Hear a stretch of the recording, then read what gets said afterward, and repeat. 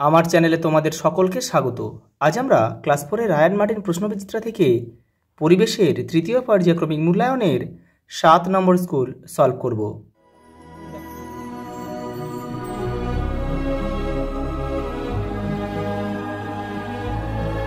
7 নম্বর school প্রথম প্রশ্ন দেখো, ডোকরা কি? দেখো তোমাদের বইয়ের 105 নম্বর পৃষ্ঠাতে উত্তরটা রয়েছে। এই যে দেখো, পিতলের জিনিসপত্র বা মূর্তি যারা তৈরি করে তাদের কিন্তু সেই সব জিনিসপত্রগুলিকে বলে ডোকরা। আর ওখানে সঙ্গে একটা প্রশ্ন রয়েছে, যারা ডোকরার কাজ করেন তাদের কি বলা হয়? দেখো, মালাহার, কোথাও মালাহার নামে পরিচিত, কোথায় শ্যাকরা, কোথায় ঢেপ্পো। কাকে জাতির জনক বলা হয়? মোহনদাস করমচাঁদ গান্ধীকে, অর্থাৎ গান্ধীজিকে জাতির জনক বলা হয়। সত্যাগ্রহ কথার অর্থ কী? দেখো 160 নম্বর পৃষ্ঠাতে তোমাদের বইয়ের উত্তরটা রয়েছে। এই যে এখান থেকে লিখতে হবে, সত্য কথা বলা, সৎ ও সহজ সরল জীবনযাপন করার উপরে গান্ধীজি জোর দিতেন। সবসময় সত্যের জানা আগ্রহ ও উৎসাহ থেকেই সত্যাগ্রহ কথাটা এসেছে। পরের প্রশ্ন দেখো, বৃহৎ শিল্প কাকে বলে? দুটি উদাহরণ দাও। দেখো 107 নম্বর পেজে তোমাদের বইয়ের উত্তরটা রয়েছে। দেখো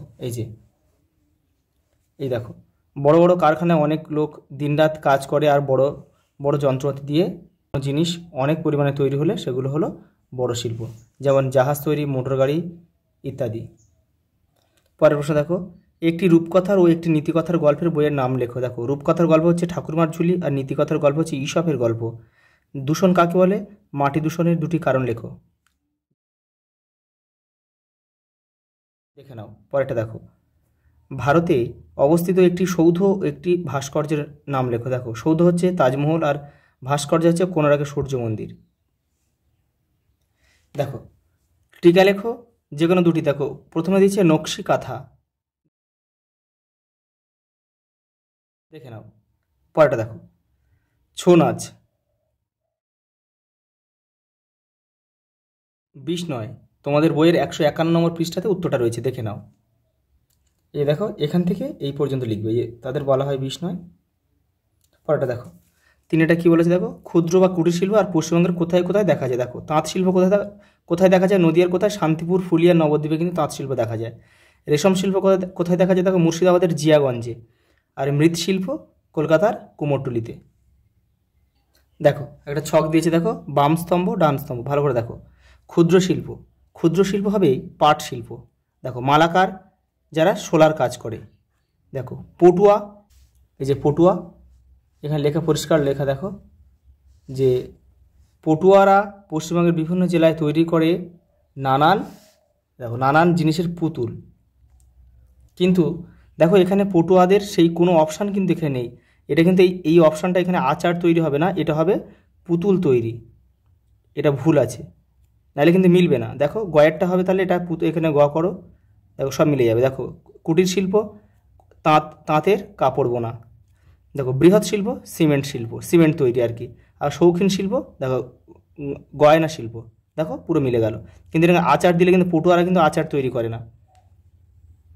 পরেরটা দেখো, বলছে নিচের উৎসবে বা মেলায় কী কী ধরনের নাচ হয় লেখো। দেখো, শান্তিনিকেতনের পৌষ মেলায় কি বাউল নাচ হয়?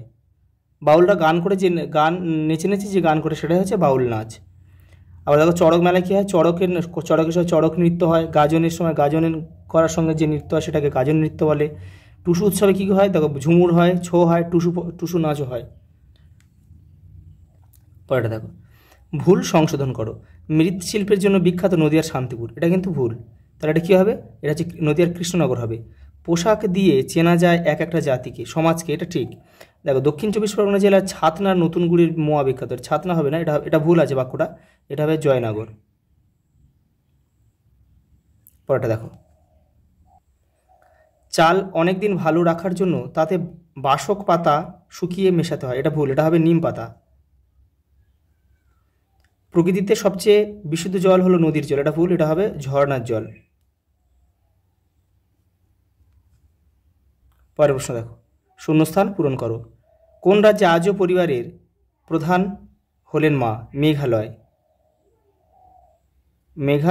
মেঘালয় রাজ্যের খাসিয়া পরিবার, ঠিক আছে, খাসিয়াদের সমাজে আর কি। আরাবাড়ি জঙ্গলে মানুষ শাল গাছের চারা বসাতে শুরু করলো। পুঁথি তাল পাতার হবে তাল পাতার উপর লেখা হতো। পরের প্রশ্ন দেখো, কোনো স্থাপত্য বা ভাস্কর্য দেখতে গেলে আমরা কি কি করব না, দেখে নাও। পরেরটা, তাজমহল সাদা পাথর এখন সাদা নেই কেন, তাজমহলকে সৌধ বলা হয় কেন, দেখে নাও। পরের প্রশ্ন, মানুষ আগেরকার দিনে কিভাবে বাড়িতে খাবার জমিয়ে রাখতো, এখন কিভাবে বাড়িতে খাবার সংরক্ষণ করে, দেখে নাও।